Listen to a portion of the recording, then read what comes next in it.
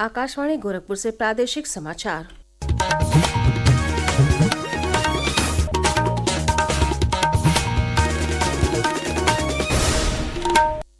नमस्कार। समाचार बुलेटिन के साथ मैं सोनी निगम। पहले मुख्य समाचार। प्रयागराज महाकुंभ में पवित्र स्नान करने वाले श्रद्धालुओं का आंकड़ा 48 करोड़ के पार। माघ पूर्णिमा स्नान के साथ ही करीब 10 लाख कल्पवासियों का विशेष अनुष्ठान भी हुआ पूरा। श्रद्धालुओं और प्रयागराज के लोगों के लिए लागू होगी नई यातायात व्यवस्था। शटल बसों के साथ साथ अब ई रिक्शा और ऑटो रिक्शा की भी सुविधा होगी उपलब्ध। श्रृंगेरी शारदा पीठ के जगत गुरु शंकराचार्य के अभिनंदन समारोह में शामिल हुए मुख्यमंत्री योगी आदित्यनाथ।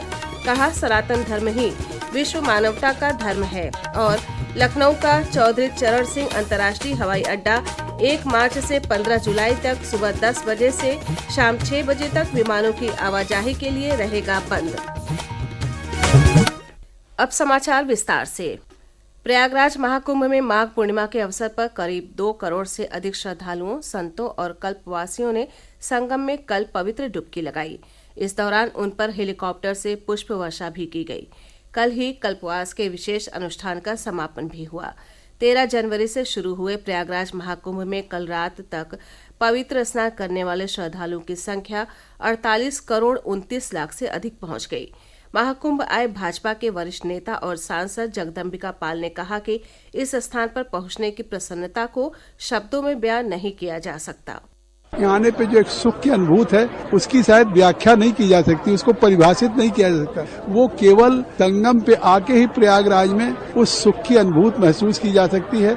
श्रद्धालु महावीर सिंह ने बताया कि महाकुंभ में अच्छी व्यवस्था की गई है। मेरा नाम महावीर सिंह है, मैं दिल्ली से आया हूँ। बहुत अच्छे ढंग से इंतजाम है, प्रशासन बहुत अच्छे ढंग से काम कर रहा है, किसी भी तरह की व्यवस्था में कोई कमी नहीं है।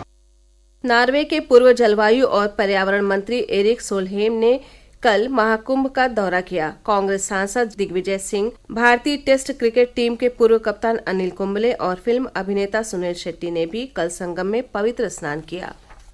महाकुंभ में आ रहे श्रद्धालुओं को मिल रही सुविधाओं और व्यवस्थाओं की स्थिति जानने के लिए रेल मंत्री अश्विनी वैष्णव ने कल रात रेलवे बोर्ड के वॉर रूम से मॉनिटरिंग की।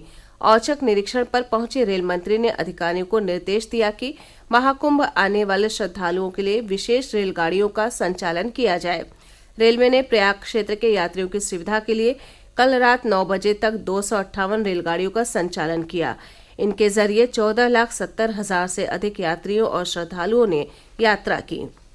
महाकुंभ में श्रद्धालुओं को लेकर यातायात व्यवस्था सुचारू बनाने के लिए अब शटल बसों के साथ साथ ई रिक्शा और ऑटो रिक्शा भी उपलब्ध रहेंगे। प्रयागराज के जिलाधिकारी रविंद्र मादंड ने बताया कि ये फैसला पुलिस कमिश्नर और वरिष्ठ अधिकारियों के साथ हुई बैठक में लिया गया।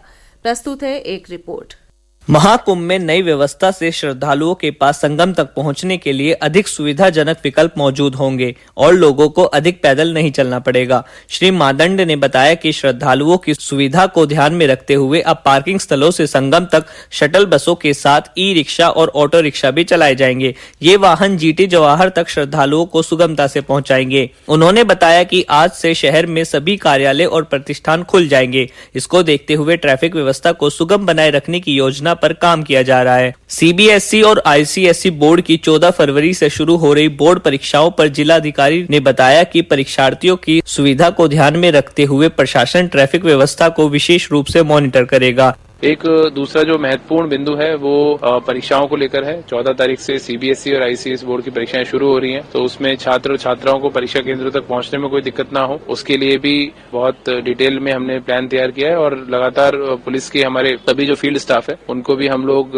ये कम्युनिकेट कर रहे हैं। जिलाधिकारी ने विद्यार्थियों से परीक्षा केंद्र के लिए समय से पहले निकलने और अपने निजी 2 पहिया वाहनों का उपयोग करने की अपील की है, जिससे वे ट्रैफिक से बच सकें। आदर्श के साथ अभिषेक कपिल, आकाशवाणी समाचार, प्रयागराज। प्रादेशिक समाचार आप आकाशवाणी गोरखपुर से सुन रहे हैं। ये समाचार बुलेटिन हमारे YouTube channel AIR news Gorakhpur और एक्स हैंडल AIR न्यूज_GKP पर भी उपलब्ध है। महाकुंभ 2025 से जुड़ा हर अपडेट अब आपको मिलेगा कुंभवाणी पर। कुंभवाणी, जी हाँ, महाकुंभ को समर्पित आकाशवाणी का विशेष चैनल। सुनिए हर दिन 3 कुंभ बुलेटिन सुबह 8:40 दोपहर 2:30 और शाम 8:30 पर प्रयागराज में FM 103.5 मेगाहर्ट्ज पर। इसके अलावा कुंभवाणी उपलब्ध है हमारे न्यूज ऑन AIR ऐप पर और OTT प्लेटफॉर्म वेव्स पर।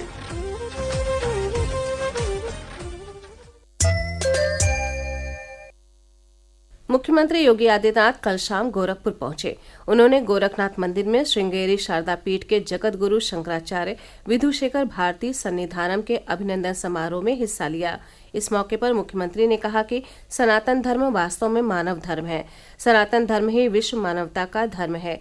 सनातन धर्म सुरक्षित रहेगा तो न केवल भारत सुरक्षित रहेगा बल्कि विश्व मानवता सुरक्षित रहेगी।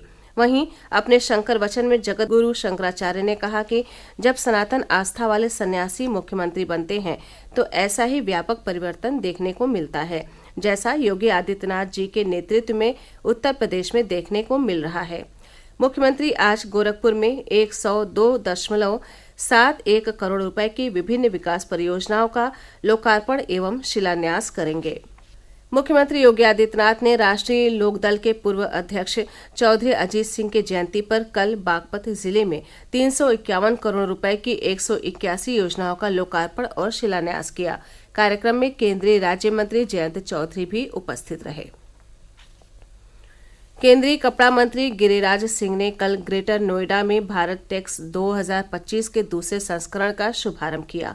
इस मौके पर उन्होंने कहा कि यह एक्सपो आत्मनिर्भर भारत की दिशा में एक बड़ा कदम है।